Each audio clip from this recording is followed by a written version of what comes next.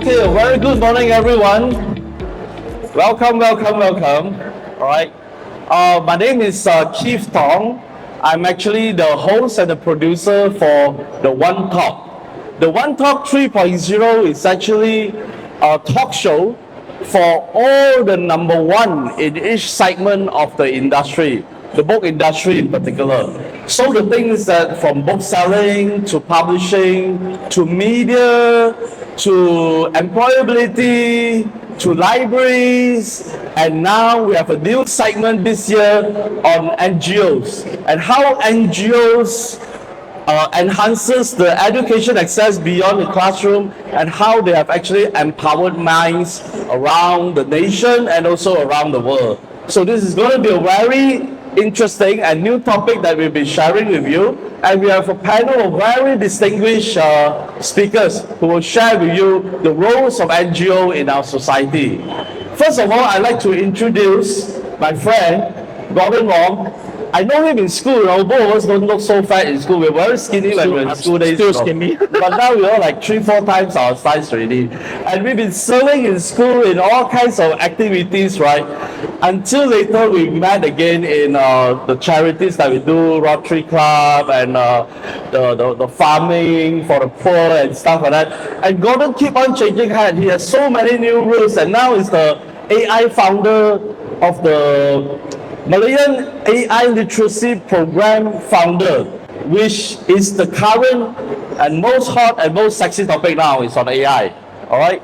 Without further ado, I won't read out Gordon's full profile because by the time I read out your whole profile, the session ended already. It take me at least half an hour or more. We're going to give opportunity to the speaker to speak. All right. So, okay, Gordon, over to you, Gordon. Good morning.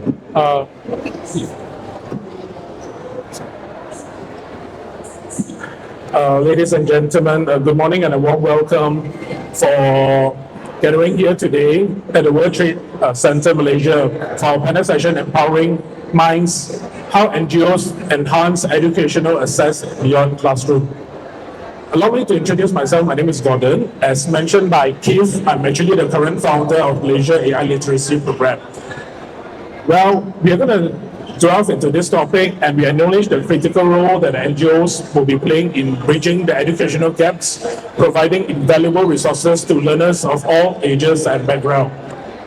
So please allow me to introduce our esteemed panelists. It is truly an honor to see such a distinguished and passionate group of individuals come together to discuss and explore innovative approaches to education that extend far beyond the classroom setting.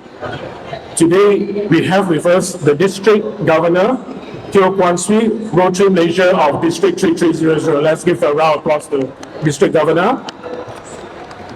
And on the other side, right side of District Governor, we have Ms. Constance Yun, the CEO of Pemimpin GSL. Constance, okay. Last but not least, we have Puan Siti Subaida, the Chair for National Coalition for Mental Wellbeing, Puan Siti. A little bit of introduction, and I will pass the floor back to the panelists. District Governor has been a dedicated Rotarian for many years, leading numerous initiatives to promote education, healthcare, and community development. Well, his leadership in Rotary Malaysia District 330 has been very instrumental in driving impactful projects that enhance educational access opportunities for the underserved communities. Well, for Ms. Constance Yun, congratulations, Constance, because I heard that you are recently appointed the CEO of Pemimpin GSL.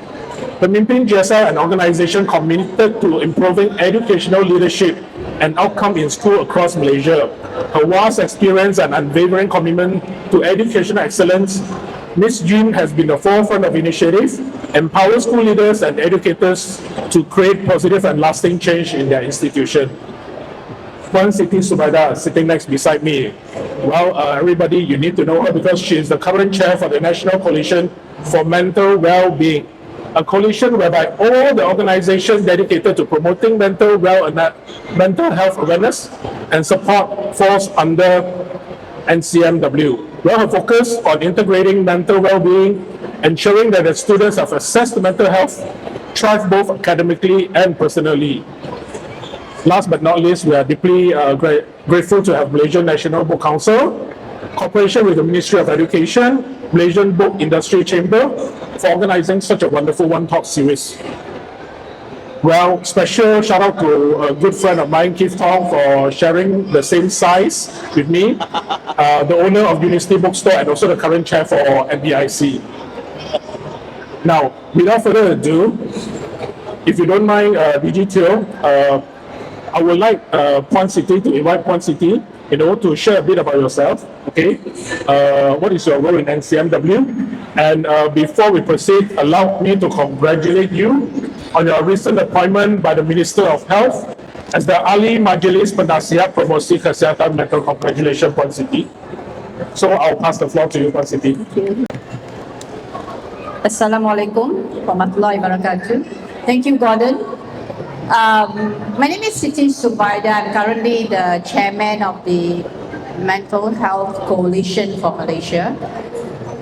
You see, when we started this Mental Health Coalition, and it was initiated by Rotary as a service organization, one of the key things that we saw was the need of addressing mental health and mental well-being issues in our community. And the most affected, especially during COVID and post-COVID, are our children and our youth. And when the children and the youth are affected with their mental well-being, inevitably the family, the parents, and the school is also involved. So that's one of the key focus of our coalition, is to see how we can support schools and families in helping children address their stress needs, their depression, as well as to promote healthy and positive mental well-being in schools. Yeah. Okay. Thank you, Puan Siti. Well, maybe we can have DG Teo to share a bit about your district governorship this year.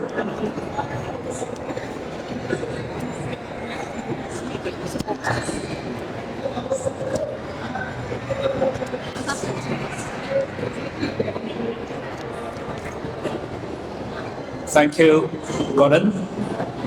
Good morning, everyone. Thank you so much for your presence here. It shows how concerned you are about this education, especially empowering minds, NGOs, enhancing educational access beyond the classrooms. My name is Teo Kwan Sui. You can call me Teo, the District Governor of Rotary International District 3300. Now, Rotary was founded in 1905. Right now, we have 36,000 clubs with 1.4 million members all around the world. We are very focused. Now, one of the areas of focus, in fact, we have 7 areas of focus. One of the areas is literacy and basic education. We believe no one should be deprived of the opportunities to going to school, that's all, for education especially. We believe in providing education to the underserved, the marginalized communities, but of course, we go beyond classroom.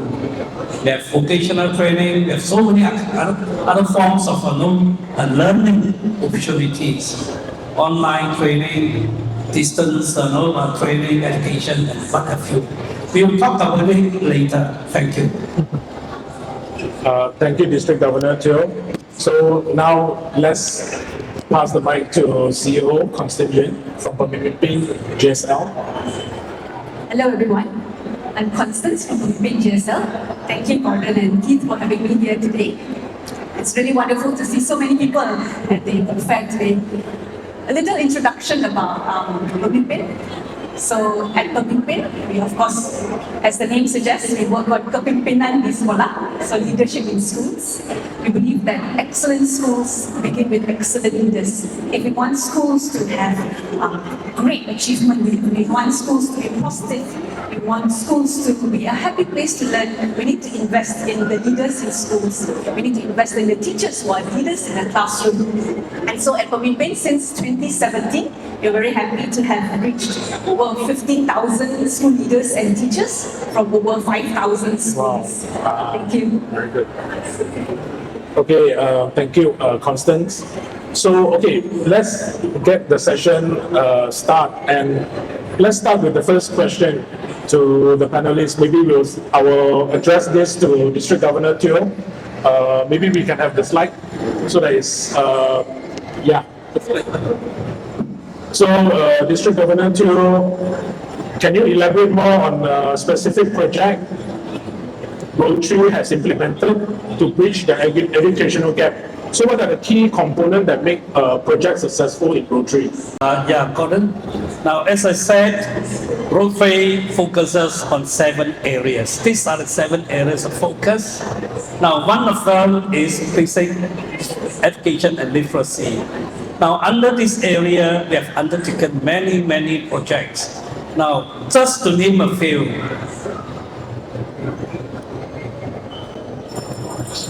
Keith.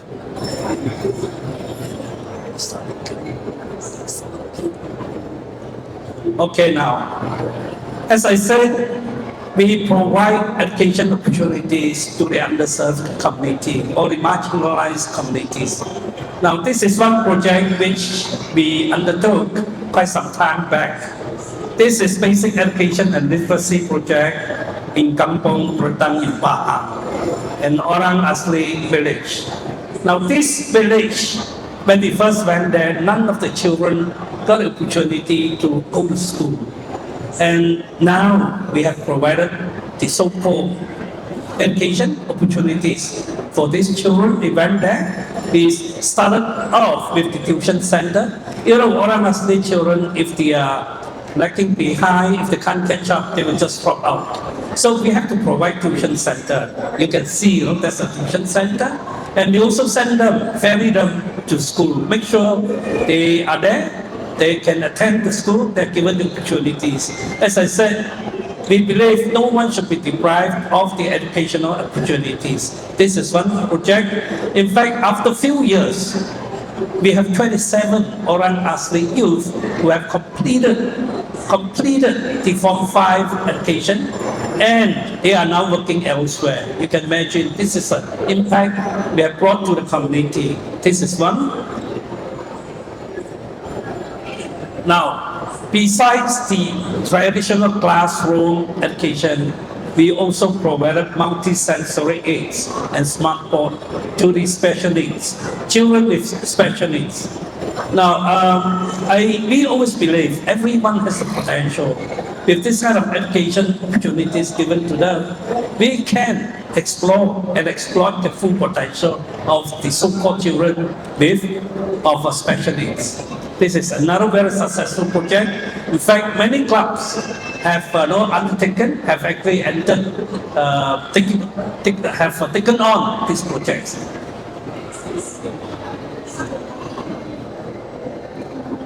Now, learning is beyond classroom. This is on the field education. We have one project, we call it Field of Hope through Agriculture Education.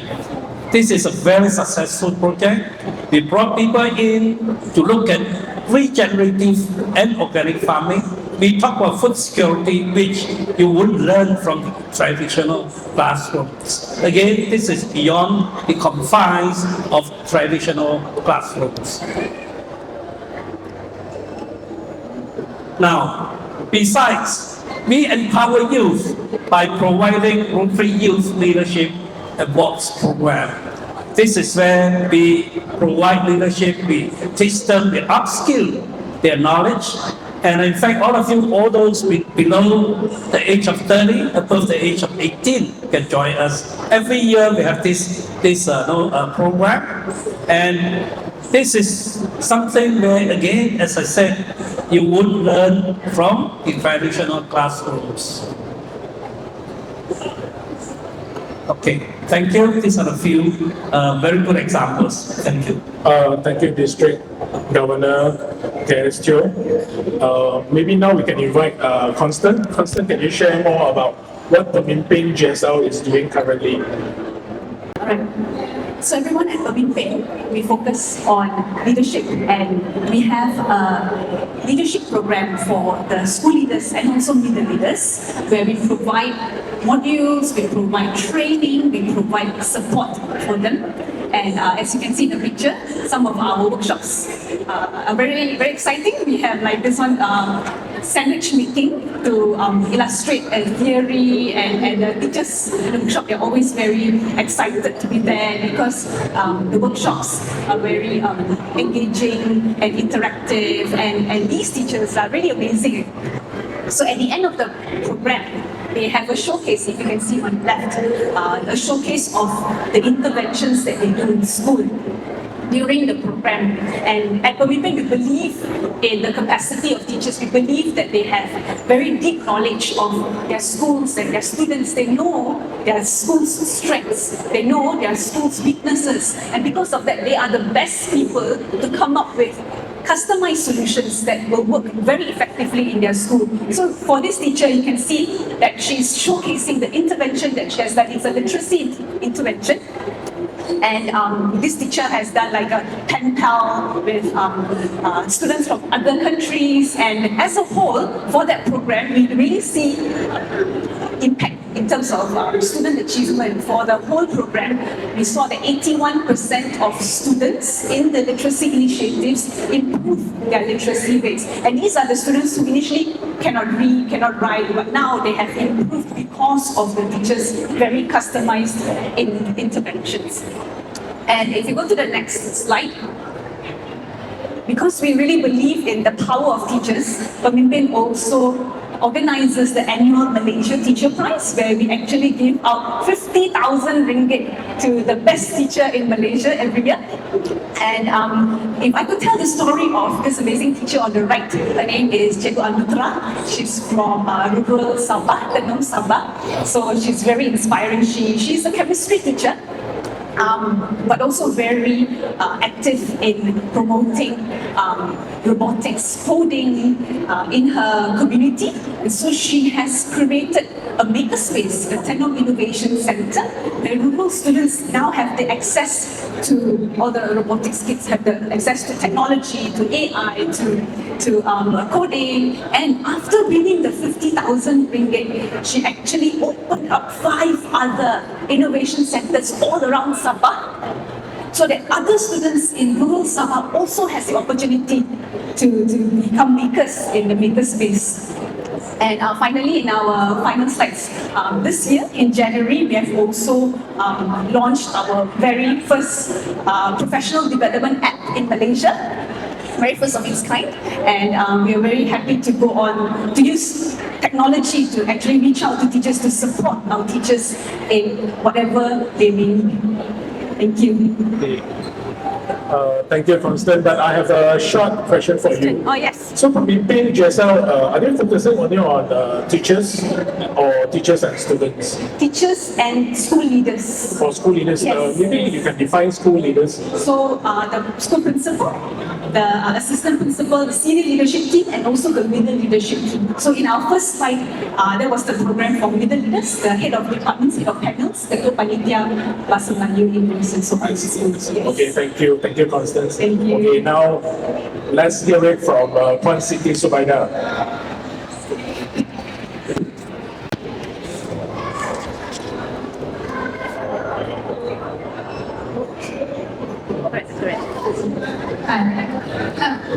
Being a national coalition, I think one of our focus is to outreach to our community. And we talk about our community, we talk about the unity of children. In our schools and in our community, our children, as you can see, they hold each other's hands, they support each other, and they play with each other. So if we do not provide a very healthy and environment in the school where they not only focus on their academic studies but building relationship among themselves, have a healthy mind and a well-being that's being introduced in their daily lives, I think the children will lead a much more balanced school life, because our children go through stress, anxiety, and the issue of bullying is also on the rise. So it is so important that we also create these supportive environments in schools so that these children will be able to sort of learn from each other as well as from the schools. Now, in NCNW, we don't only focus on children or just one area. We focus holistically in the entire family, because we believe that a family's the midas sehat or the healthy well-being of mental health in a family is very important. So we focus on children, right? We focus on youth, because youth is another group of community or rather who experience a lot of stress nowadays. We used to hear as adults, we are experiencing midlife crisis atau anxiety atau depression. But right now, our youth in the age of 18 to 20 to 25, they are experiencing quarter-life crisis because they are in state of uncertainty. They are exposed to so many things out there. They are influenced by social media. So these are all the influencing factors that affect the mind and the healthy mind of our children. So from school-going children to college and university children, their mental health is today very much affected, and it's very critical that we help to address this issue and be part of the education system. Because after they are youth, they go into the work life. So the work space, mental health is another problem. And then you go into the elderly, we have the elderly mental health issues. So as a holistic thing, the coalition looks at a wide spectrum from children right to the elderly in helping families and individuals cope with their mental health.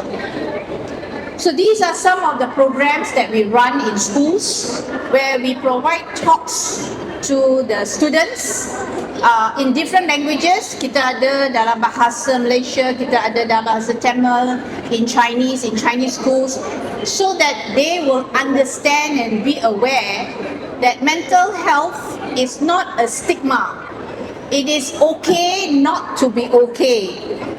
You have people that you come and talk to about your parents, because sad to say, there has been an increase in attempted suicide, case bunuh diri among children, right? There has been a high increase without us realizing it, because these children, their resilience level is very low, so they get very depressed, So our programs with schools is to give them a better awareness and to give them an opportunity to be able to talk to others, to share their problems, at the same time be able to sort of have a positive engagement with their teachers, their parents.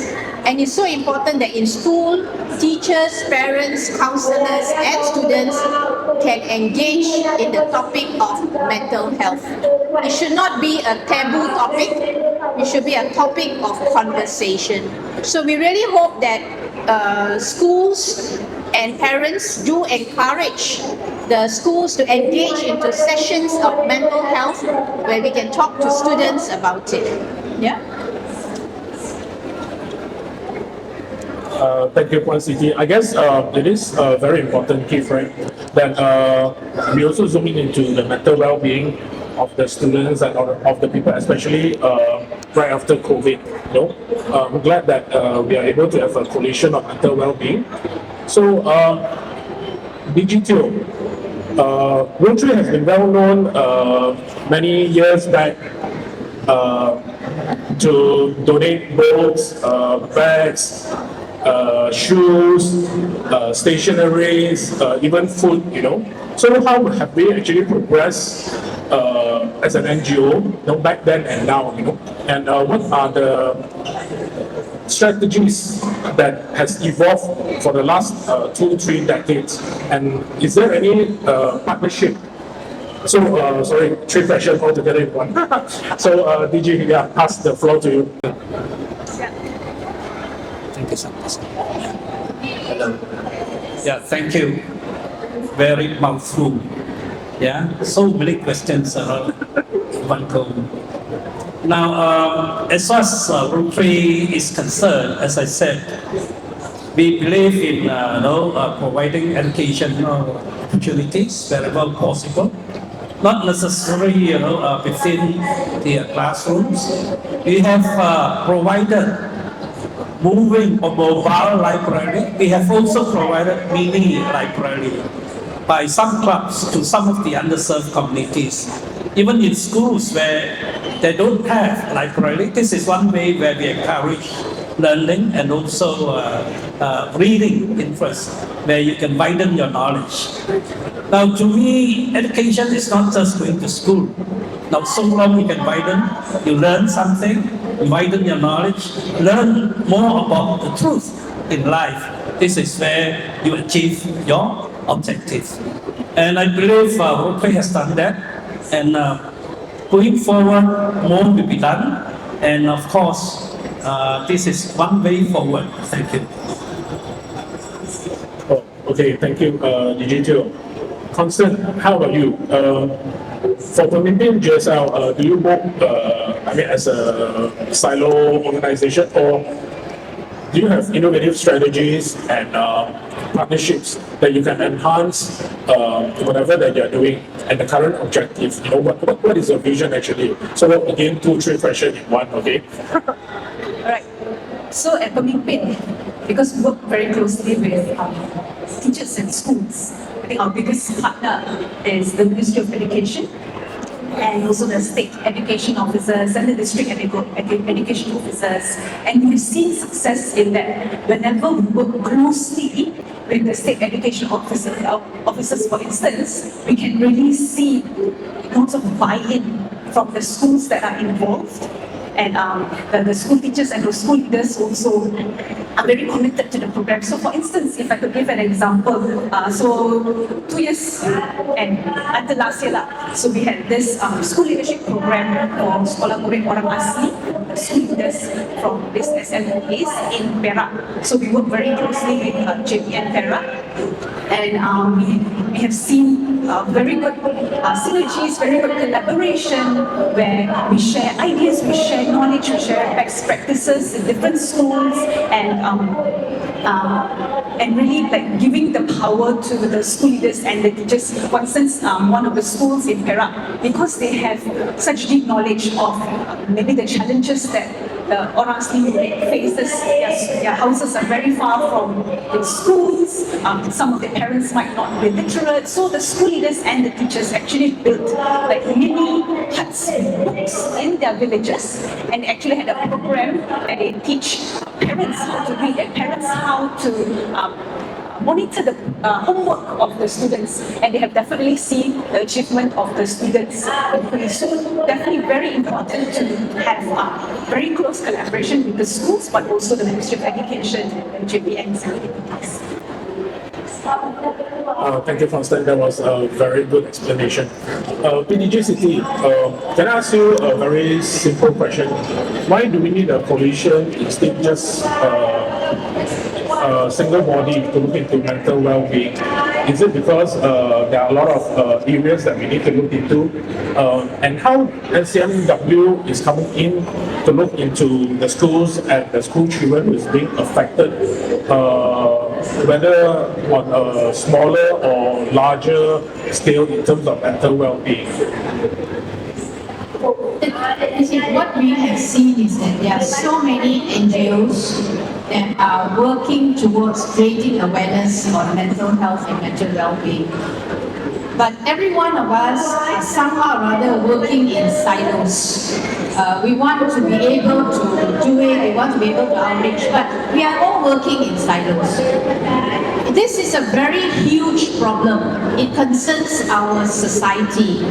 So the coalition's objective is to bring as many NGOs together under one roof while they work on their respective projects and their respective focus. NCNW becomes the catalyst to promote certain agendas that we can bring up to the relevant ministries, that we can bring up to the schools, initiate policy changes, initiate programs that can be nationwide, and every NGO will be able to carry out. Because we have schools that are in the cities, we have schools that are in the rural areas, like Constance has been working on them. We cannot work alone. This is a community issue. So we have to work together, and that is what NCNW is focusing on. And for a start in schools, the first thing we would like to promote is, you know, you have PTAs in school, Parent Teachers Association in schools, right? So these PTAs must be able to be sort of trained a little bit about mental health so that they will be able to support the teachers. Because there is, I think, an average of one counselor per school of 500 students. So can you imagine how can one counselor manage 500 students? And our teachers are also stressed with their own academic KPIs. So parents play an important role. So if we can have parents, teachers, the school leaders, as we said, the administrators, and professionals and NGOs working together to help our students in schools. One of the programs that we are actually going to embark is on the psychological first aid. And this psychological first aid is just like how we learn safety first. Every one of us knows basic first aid, correct? When we get a cut, we know how to pakai plaster, we know how to, what to do. So we are embarking on this program called psychological first aid. So if we can train parents, teachers, caregivers about this program, you will be able to at least be able to identify the early signs of what the child is going through. Kadang-kadang these children, they are very quiet. Why are they quiet? Or why are they so hyper? Maybe they are being bullied. They don't want to say anything. Or maybe, they are hyper because they want to show that they are somebody. So there are certain signs which parents, this program will be able to help you so that we will be able to help the children. So like I said, the coalition's role is to bring together various stakeholders, various communities together, and we together as a society help the children lead a more healthy and positive thinking in our community. Thank you, Puan Siti. That is a very good brief on the whole coalition mission. Keith, do you have any question for the panelists?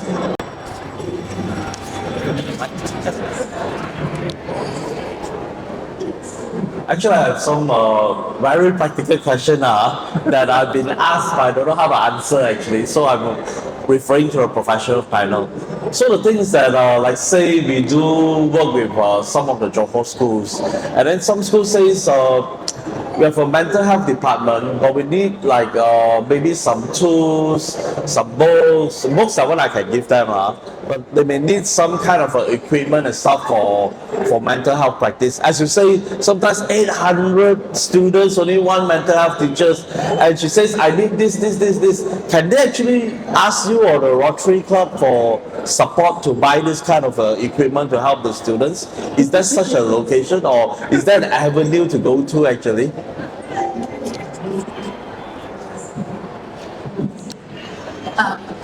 Unfortunately, there's no equipment or apps or things like that. But it is more of creating awareness and training that we can support. Like what we are doing right now. We are going to schools to talk to children. We're going to schools to talk to teachers. And if there are PTAs who would like us to have a session with them, because the tools is about empowering the parents, empowering the teachers. That is the tool. And how we can identify the children. Sometimes we neglect our children because they're always on the handphone, they're always being influenced by outside. We don't see that relationship. So we first have to start building that relationship and confidence with our children. That is the main tool. And once the children have the confidence to talk to the teachers, talk to the parents, and you can see that relationship will help them. Of course, there are other AI tools like games, gamification, some other tools that can be introduced to help them further. But I think the first step is the acceptance, and the children must be made aware that they have somewhere to go, and it's okay not to be okay. So these are some of the positive things that we need to instill in them. And there's always ways for us to help them. So yes, if you have any needs in your school or in your community, you can always reach out to us. Wherever we can help, inshallah, we will be there.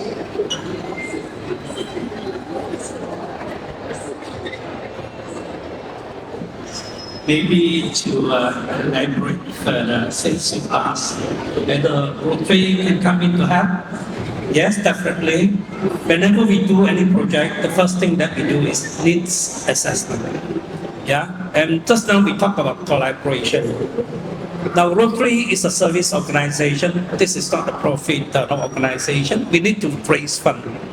Once you have identified and assessed your needs, probably we have to work with some partners, like what you said just now. There are so many things that we can do. For example, a hospital. We have done a project where we provide the so-called hearing screening aids that we actually raise from, of course, Rotary International. We have the so-called global grant to do the project. Now, in the case of even for example, to provide financial aids. We have one project, we call it Rotary Kase. Fund is huge, but we work together, we collaborate with My Kase Foundation, where we come up with 50% of it, that match another 50% to provide the so-called financial aids to the student from a P40 families or families with financial challenges. Now this is where we can come in, but of course, certain things, if we can, we do it. If we can't, sorry. Because as I said, we don't have the fund. Fund is very, very limited as far as we are concerned. As a service organization, we have to really prioritize the allocation of our funds. Yeah, thank you. If I can add, I'm not from the Rotary, so I don't have money. We're not for profit, yeah. Rotary give no money. But for those teachers and students out there who are maybe interested in mental well-being, maybe we have our app, Dada Plus, which offers right now 2 courses on social emotional learning, pembelajaran sosio-emosi, and we think that is like the introduction I think you need to have skills to understand your emotions, skills to understand the emotions of your friends, skills to socialize with them, to problem solve with them. Those are like, I think, foundational skills. And good thing is our app is free. So for all the teachers out there, if you want more information, you can go Lada Plus on Google Play and also Apple. Thank you. Thank you. I asked one question, I get 3 answers. You see, 1 plus 2, right? The bonus. Okay, one more question I want to ask, especially for Commitment GSL. The thing is that there are so many needs and you need to prioritize, right? How do you actually get funding from besides the 1 or 2 or maybe a few NGOs or foundations that you work with?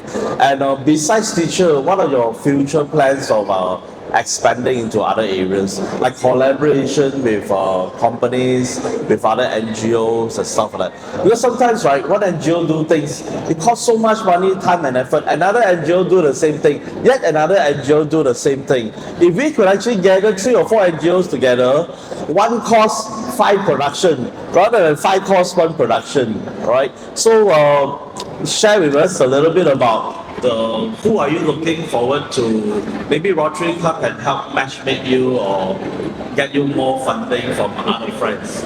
Okay, so actually, I'm glad to say that there is actually initial conversations already between Pemimpin and some other NGOs out there, and I think I would like to maybe chat with Puan Siti later because lately we had this conversation with 2 other NGOs who are also interested in contributing to mental well-being of teachers and also and then by that extent students, because they believe that we need to first take care of the teachers, because the teachers have lots of beban guru, with a lot of stress. They need to be able to have self-care first, and then they will be able to help the students. And also recently we have a coalition of a loose coalition, not like NCMU, of NGOs coming together to really look into literacy and numeracy. So we are really glad that it's a, I think, new movement where NGOs are all coming and talking to each other more, networking with each other more, to have a more concerted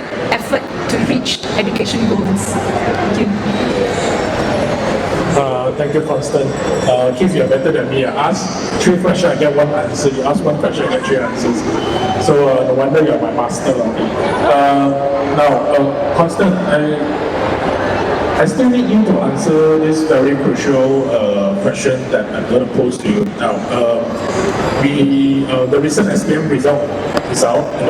We are doing much better than the year before, but unfortunately, we still have around 10,000 over students who did not sit for SPM.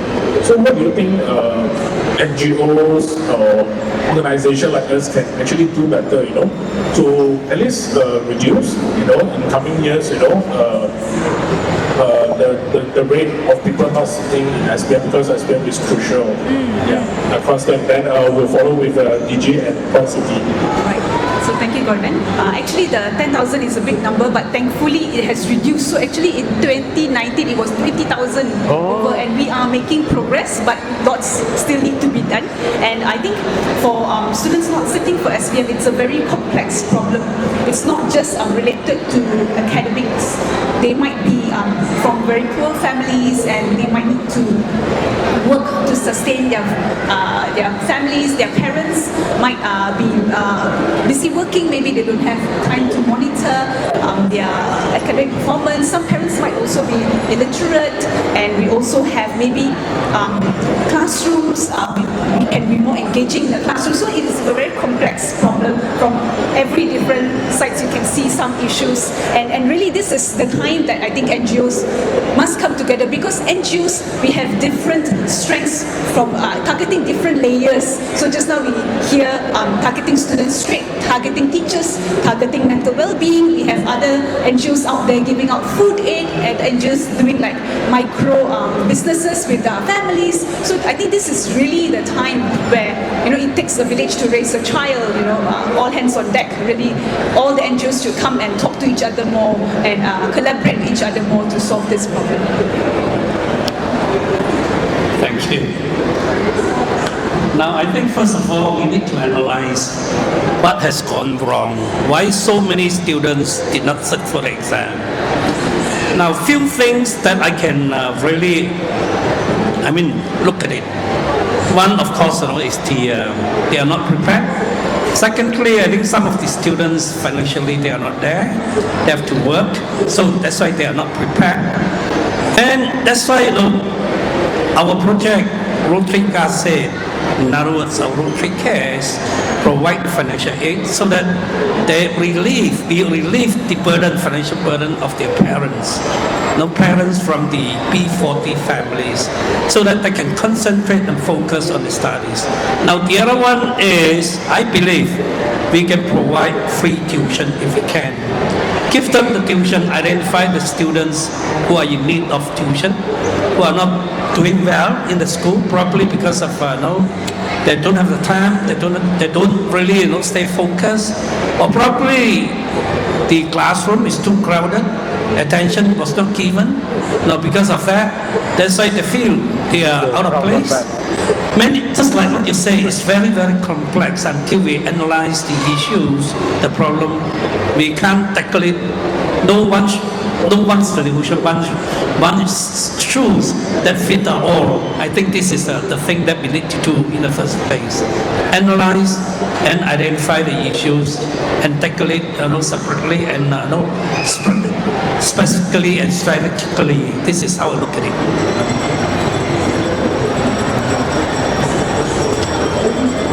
I think, as what we say, healthy minds, healthy bodies. So if the mind is not free of challenges, it's not free of problems, you'll never get a healthy body. So in terms of the students' output in education, it starts with them having a stressless and a free mind to be able to concentrate on their studies. But again, there are so many other environmental issues, family issues. Right now they are transition from Zoom studies to classroom studies. So they go through a transition period. COVID-19 has changed lives, has changed a lot of things the way we do. Reliant on online platforms, online education has become a front line. So the children, some of them are able to cope with it, some of them are not able to cope with it, some of them do not have the tools to cope with it. I recall during COVID-19, one of the biggest challenge when they had online school classes, there were so many children who cannot attend classes because they have no laptops. Some have laptops, but there's no Wi-Fi. Some of the PPKR flats, the B40 family, one handphone, father's handphone, shared by 5 children to do their learning. So COVID-19 is a pandemic that we went through. That is why we say now mental health is going to be the next pandemic without us realizing it. And it affects every one of us, economically, socially, as well as academically. So as NGOs, I think we play a very important role in providing that support to the government's initiatives, support to the schools, as well as parents. And that's what we are looking at, working together, collaborating, and that's the only direction we can move together as a society.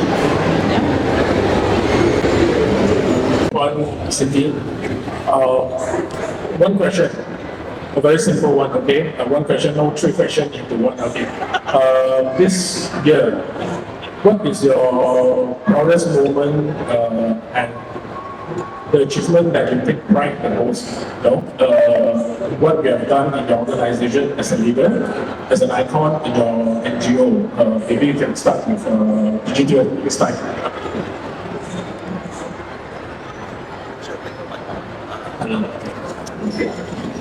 Now, I think many Rotarians know that education is very close to my heart. I always believe education brings confidence, and confidence brings hope, and hope brings peace. This is where I think once you have gone through, once you are educated, and again, as we say, education is the window to the future. Now, I have embarked on, as just now mentioned, the basic education and literacy project in Orang Asli Kampong. There are none of the children before we went there had the opportunity to study, to go to school. And I'm so proud to say that 27 of them have completed Form 5, obtained the so-called graduation certificate, and are now working in some of the cities, some of the towns. Now that will bring profound impact, changes to the community, not only to themselves. And to me, I feel so proud because I brought the impact, I brought the so-called profound change to the community. Thank you. Thank you, Mr. Governor. Constant, how about you? Pemimpin Jessa. I have to say this year, our biggest achievement so far, I think that we still, mid of the year, not to achieve more towards the end of the year, but I think I was talking about our app that was just launched in January. So 2 days ago, we were very excited that it has reached 20,000 users, and that's a big goal for us. We're happy, and I think in Malaysia there are over 400,000 teachers, so we are hoping that we can reach, yes, more to go, yes. Thank you. Oh, wow, that's an amazing achievement. Congratulations, Pemimpin Jessa. Siti, what about you? Well, as far as mental health is concerned, we have a very long way to go. Very long way to go. But I'm actually pleased to see that there are now more conversations, more awareness about mental health. That is why you see the numbers are increasing. You see the numbers increasing not because it is increasing. It's because more people are coming out to talk about it. And that is what we want. We want people to come out and talk about it. So if we see the numbers increase, it could be good, because then we know the problem exists, and then we can help to solve those problems. If there's no conversations and there's no awareness, then it's difficult for us to go out there and reach out to the community. So my only appeal to the community is start the mental health conversations, create more awareness. Like I say, it's not a taboo subject. It doesn't mean that everybody, I think, sorry to use the word, is orang gila, is not a right word to use. So these are the things that we need to embark. So conversations are starting, our numbers are increasing, which means there's more awareness. That's what it is. Thank you, Siti. Okay, last question. Seriously, last question, okay? Now, the Prime Minister Anwar Ibrahim is moving the nation forward in terms of artificial intelligence, and we are looking to technology, we're looking to AI. NGOs in your respective organization, do you have any plans to enhance, like, let's go back to the original topic, how are we going to enhance educational access by tapping into technology, especially artificial intelligence, that we are pushing forward right now aggressively? Constant?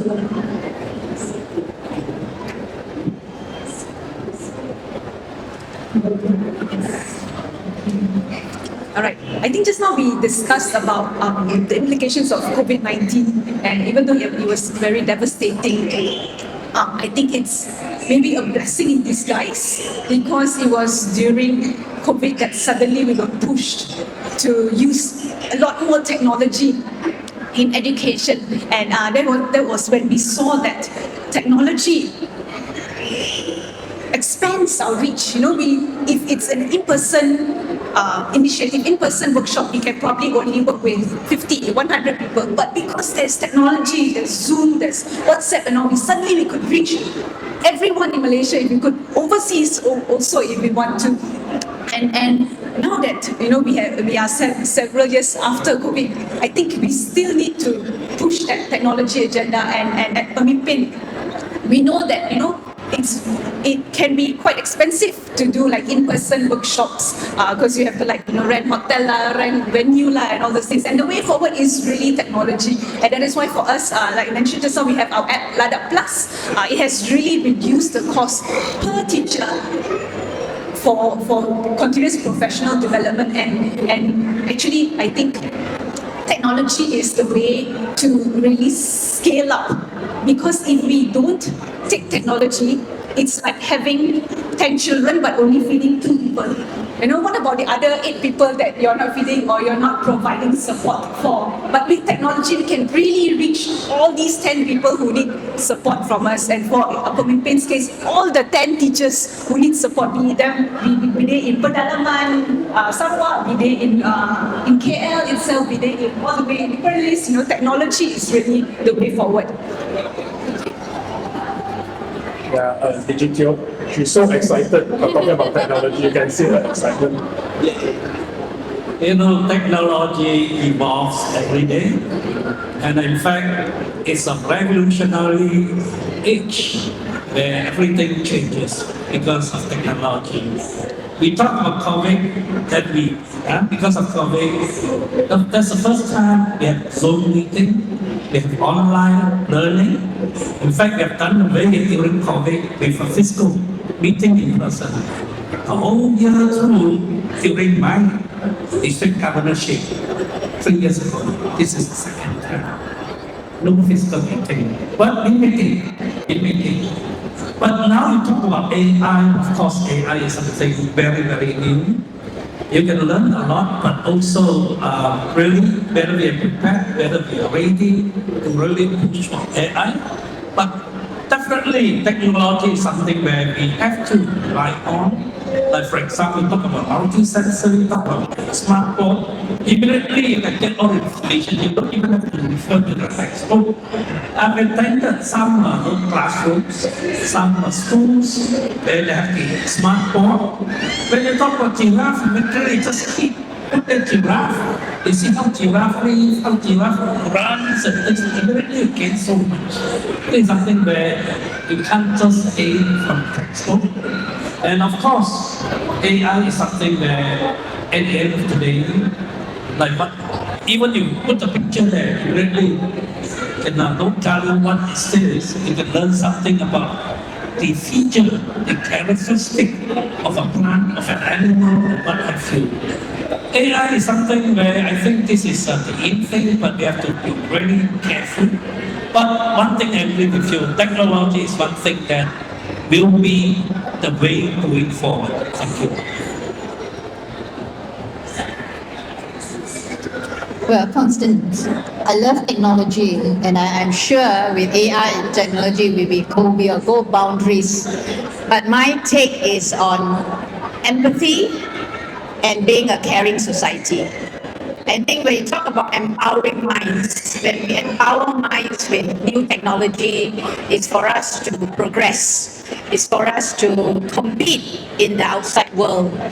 But we still need to come back to the humanity part of it, which is being a caring society, empathy among our peers, our families, our elders, and promote this sense within the school environment, so that we have this balance between being human and embracing technology, right? So that's our take in terms of trying to empower young kids, because they are so influenced very easily.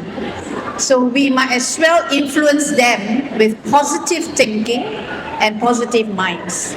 And that's how we wish to empower these young kids. Thank you, Puan Siti. Yes, I do agree with Puan Siti.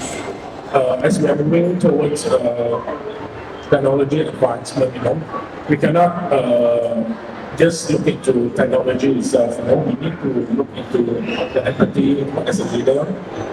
we need to be more caring and be more human, There's a race against machines.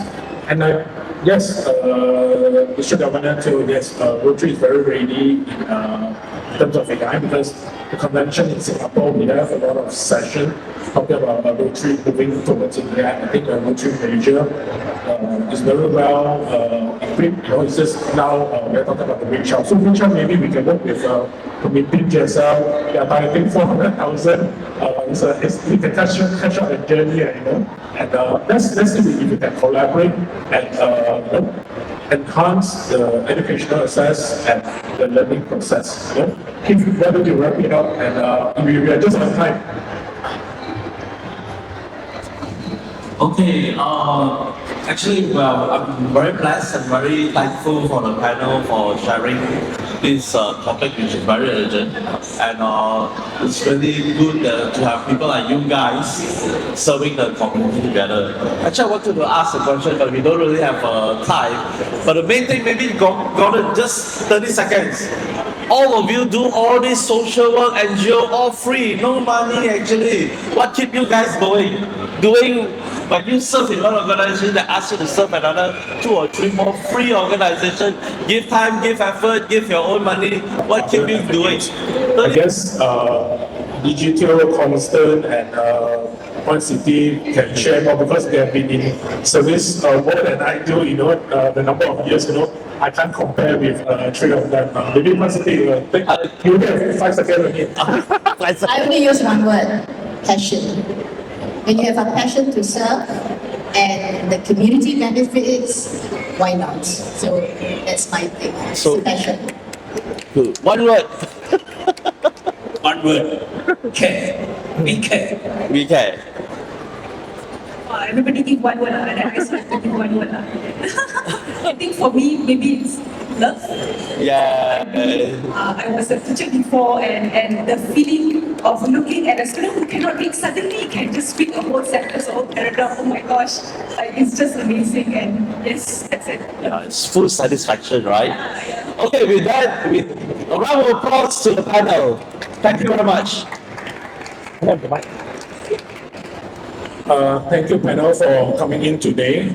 We have a very simple, small memento for 3 of you. The upside. Can I get a Rotarian, Jenny, to come up and present?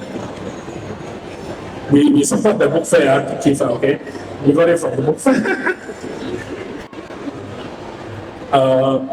Keith, maybe on behalf of the organizing team, can you present the memento to, let's start with District Governor to Wan Swee.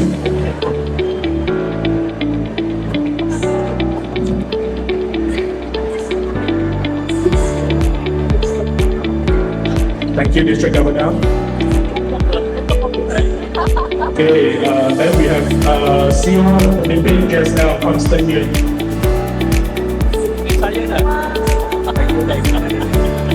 Thank you, Constant. Thank you, Keith. Okay, last but not least, One City Subaida.